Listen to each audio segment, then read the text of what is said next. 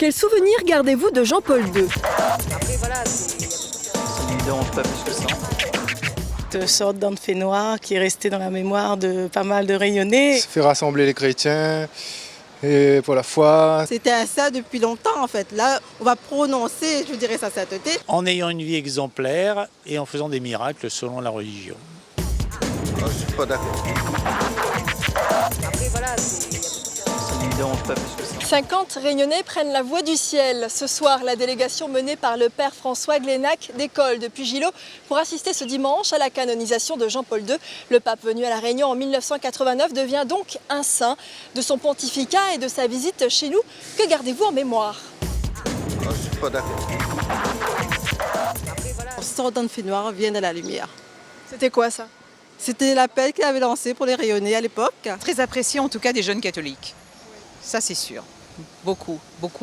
Vraiment beaucoup se référaient à Jean-Paul II et encore maintenant en parlent comme quelqu'un qui les a vraiment guidés. Des images qui ont frappé le monde entier, c'est cet attentat pour lequel il était victime et en même temps le pardon qu'il a lui-même été accordé dans la prison. Jean-Paul II, pour moi, c'est un pape particulièrement réactionnaire, antipopulaire. Il est très populaire, mais anti-peuple. Il faut voir sa croisade en Amérique latine. Les grandes étapes de la vie de Jean-Paul II. C'est surtout son intervention en créole que les Réunionnais se rappelleront, c'était il y a 25 ans. Un déplacement d'une journée pour la béatification du frère Scubilion, rien d'inhabituel pour le grand voyageur qui était Jean-Paul II. Karol Wojtyla, polonais, est le second fils d'un militaire et d'une institutrice. Il a suivi des études de lettres et durant la Seconde Guerre mondiale travaille comme ouvrier dans une carrière de pierre et une usine chimique. Il s'intéresse également à la culture. Sa vocation religieuse débute en 1942, il est alors âgé de 22 ans. Il est élu pape en 1978, après le pontificat très bref de Jean-Paul Ier. Son prédécesseur choisi en août meurt un mois plus tard. C'est à Jean-Paul II que nous devons les JMJ, les Journées mondiales de la jeunesse, un rassemblement des jeunes catholiques du monde entier. Les dernières se sont tenues à Rio, au Brésil, l'an dernier. Quand il était venu, j'étais dans la chorale de Saint-Paul et j'ai fait ma pièce d'identité le même date et j'ai eu ma pièce d'identité en 89 et donc j'ai gardé ma pièce d'identité et jusqu'à aujourd'hui. Les canonisations de Jean-Paul II et Jean XXIII sortent des processus classiques. Jean-Paul II a été béatifié un mois à peine après son décès, le délai habituel étant de 5 ans. Et concernant Jean XXIII, la démarche a été simplifiée. Le pape qui a officié durant les années 60 a été dispensé d'un second miracle. Savez-vous comment il est possible de devenir saint? Comment devient-on saint? Après, voilà, ça ne me dérange pas plus que ça. C'est pas trop mon truc. Pour devenir saint, je dirais qu'il faut avoir un événement extraordinaire, être témoin d'un événement extraordinaire, de relater. Il faut avoir fait ici un miracle, hein, peut-être. Même deux. Même deux miracles. Alors donc Jean-Paul II va devenir saint parce que lui a accompli 2 miracles. Est-ce que vous savez lesquels?